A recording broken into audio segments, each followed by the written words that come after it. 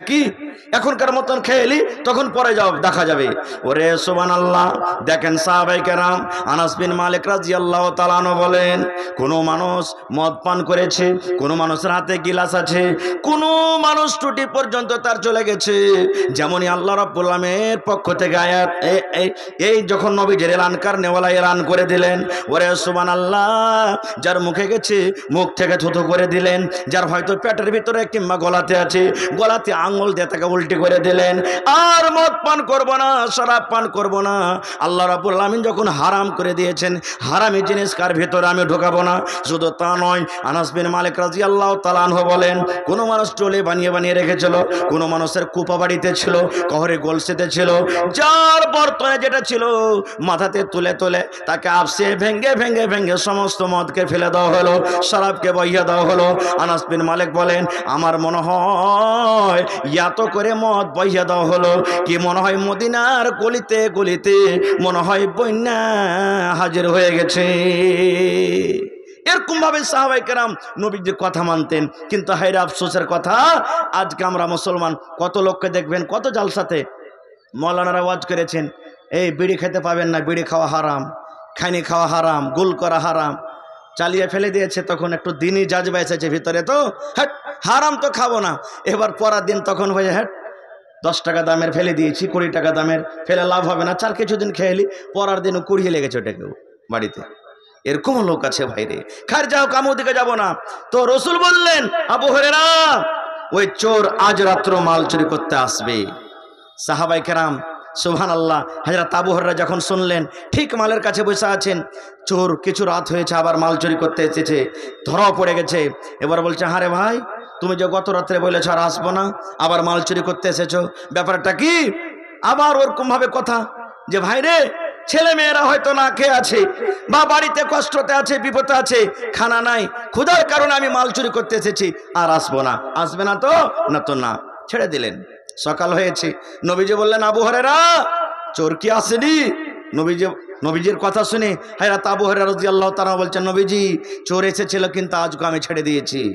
দয়ার নবী বললেন, ও আবু হুরায়রা, তুমি শুনে নাও, যে চোর দূর রাত থেকে তোমার সাথে ওয়াদা করছে আসবো না, ওই চোরটা কিন্তু আবার আজকে চুরি করতে আসবে। কিন্তু বাবারে, ওই চোরকে যখন আসবে আজকে তুমি আমার দরবারে ধরে নিয়ে আসবে, আমার দরবারে তাকে ধরে নিয়ে আসবে, তুমি ছাড়িও না, ওই চোরটাকে আমার দরবারে তুমি নিয়ে আসবে।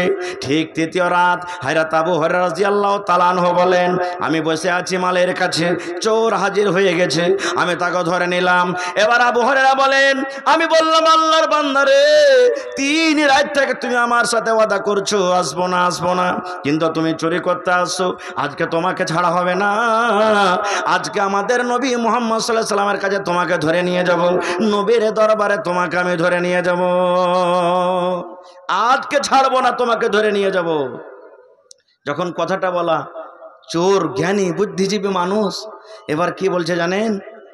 আবু হুরায়রা, রে আল্লাহর বান্দা, নবীর দরবারে তুই আমাকে ধরে নিয়ে যাবে, কি পাবে? একটা কাজ করো, তোমাকে যদি আমি সুন্দর একটা দোয়া শিখিয়ে দিই তো তুমি আমাকে ছাড়বে কি? এই জমানার যদি আমরা মানুষ হতাম তো কি বলতাম? চুরি করতে এসেছে, ফের দোয়া, কত দোয়া তুই জানিস? দোয়া জানছিল তো চুরি করতে কেন এসেছিস? এরকম ভাবে কথা আমরা বলতাম। কিন্তু ওরে সুবহানাল্লাহ, একজন সাহাবী, সেই সাহাবী বলছেন, ও আল্লাহর বান্দা, যদি তোমার দোয়া সত্য হয়, তুমি যদি আমাকে ভালো দোয়া শিখে যেতে পারো, আমি তোমাকে ছেড়ে দেব। বলো তুমি আমাকে কোন মন্ত্র শেখাবে, তুমি আমাকে দোয়া শেখাবে?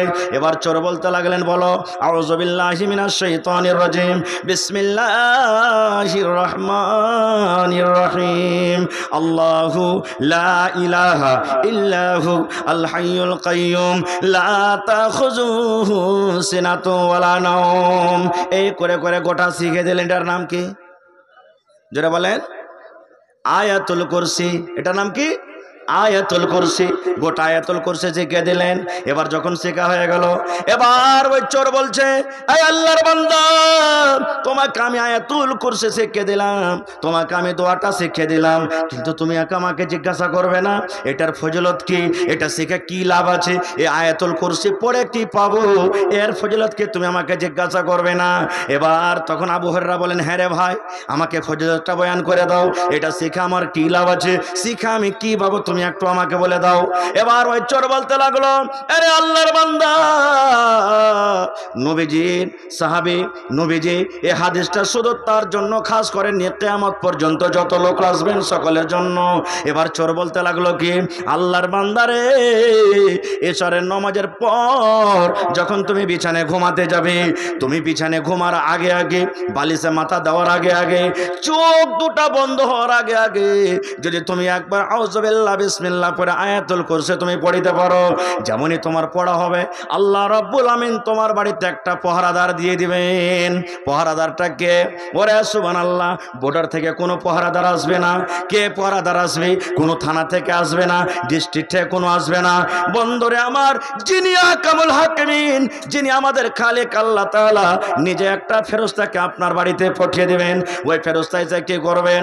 আপনার লকড়ির পালা জোগাবে, আপনার গরু জোগাবে, সে পয়সা আপনার ধান জোগাবে, আপনার বাড়ি জোগাবে। আল্লাহ রাসূল বলেছেন, উম্মত, ওই গোটা রাত তোমার বাড়িতে ওই ফেরেশতা পাহারাদারি করবেন, কোন চোর তোমার বাড়িতে চুরি করতে পারবে না। এত ভালো দামি দোয়া। যখনই হযরত আবু হুরায়রা শুনলেন, বলেন, যা ভাই যা, এত তুই দামি দোয়া আমাকে শিখিয়ে দিলি, যা, ছেড়ে দিলেন। পর হলো নবীজি বলছেন, আবু হুরায়রা, কি ব্যাপার, চোর আসেনি? নবীজি, চোর তো এসেছিল, তো কই আমার দরবারে তুমি যে নিয়ে আসনি আমাকে? সুবহানাল্লাহ। হযরত আবু হুরায়রা কি বলছেন জানেন? আল্লাহ নবী গো, ওই চোরকে যখন আমি বললাম তোমাকে নবীর দরবারে ধরে নিয়ে যাব, তখন আমাকে একটা সুন্দর দোয়া, সুন্দর মন্ত্র শিখিয়ে দিয়েছেন গো নবীজি। ওই দোয়াটা শিখার কারণে আমি তাকে ছেড়ে দিয়েছি, আজাদ করে দিয়েছি। নবীজি বললেন, কি দোয়াটা? বললেন, নবী গো, চোর আমাকে এটা শিখালছে, যখন তুমি এশারের নামাজের পর বিছানায় যখন ঘুমাতে যাবে, ঘুম আসার আগে আগে আউযুবিল্লাহ বিসমিল্লাহ বলে যদি তুমি একবার আয়াতুল কুরসি পড়ে নাও, যদি তুমি একবার আয়াতুল কুরসি পাঠ করো, আল্লাহ রাব্বুল আমিনের পক্ষ থেকে তোমার বাড়িতে আল্লাহ একজন ফেরেশতা দিবেন। ওই ফেরেশতা এসে তোমার বাড়ি জোগাবে, তোমার বাড়িতে পহরাদারি করবে, গোটা রাত তোমার বাড়িতে পহরাদারি করবে, কোন চোর তোমার বাড়িতে চুরি করতে পারবে না। হুজুর, এটা শিখা পর আমি তাকে ছেড়ে দিয়েছি। নবীজি তখন কি বললেন জানেন? চোর ঠিকই বলেছে, চোর ঠিকই বলেছে। নবীজি তাসদিক করে নিলেন। এবারে নবীজি বলছেন, আবু হুরায়রা, 3 রাত থেকে যে তোমার কাছে চুরি করতে আসছে যে চোরটা, ওকে তুমি জানো, চেনো, সেটা কে? হযরত আবু হুরায়রা বলছেন, নবীজি, কে? ওটা একটা চোর। আল্লাহ রাসূল সাল্লাল্লাহু আলাইহি ওয়াসাল্লাম বললেন, না রে না, সেটা চোর নয় রে, সেটা চোর নয়, যাকা শয়তান, সেটা হলো শয়তান রে, সেটা হলো শয়তান। বলছেন, শয়তান এত ভালো কথা জানে? বলে, জি, শয়তান ভালো কথা জানে, কিন্তু মানে না, এই জন্য তো তার নাম হলো শয়তান। তাই বলি, শয়তান ভালো কথা জানে, কিন্তু শয়তান ভালো কথা মানে না। শয়তান কোরআনকে জানে, কিন্তু শয়তান কোরআনের কথা মানে না। শয়তান আল্লাহকে জানে, কিন্তু শয়তান আল্লাহর কথা মানে না। আপনি ভালো কথা জানেন, আপনি ভালো কথা মানেন, আপনি কোরআনকে জানেন, আপনি কোরআনের কথা মানেন, আপনি আল্লাহকে জানেন, আপনি আল্লাহর কথা মানেন। আপনি ভালো কথা জানেন এবং মানেন বলে ইমানদার, আর শয়তান ভালো কথা জানে কিন্তু মানে না, এই জন্য শয়তান হলো বেঈমান। ভাই মুসলমান, কেন আমি বললাম এই ওয়াকিয়াটা, ঘটনাটা কেন বললাম? আয়াতুল কুরসি পড়িতে কি টাকা লাগবে ভাই? টাকা লাগবে? কোনো টাকা লাগবে না।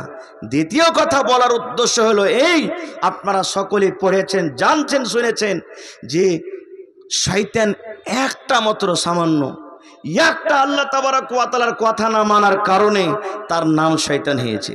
আল্লাহ শুধু আদেশ করেছিলেন, হে শয়তান তুমি এই একে সাজদা করো, আদমকে সাজদা করো, আল্লাহ আদেশ করেছিলেন। কিন্তু আল্লাহ তাবারক ওয়া তাআলার শুধু একটা আদেশ না মানার কারণে তাকে আল্লাহ তাবারক ওয়া তাআলা শয়তান ঘোষণা করে দিলেন। মুসলমান ভাই, 5 ওয়াক্তের নামাজ ছেড়ে আমরা বসে আছি, একদিনও আল্লাহকে ডাকি না, সাজদা দিই না, শুধু জুমায় আসছি। আমার আপনার টাইটেল কি পড়তে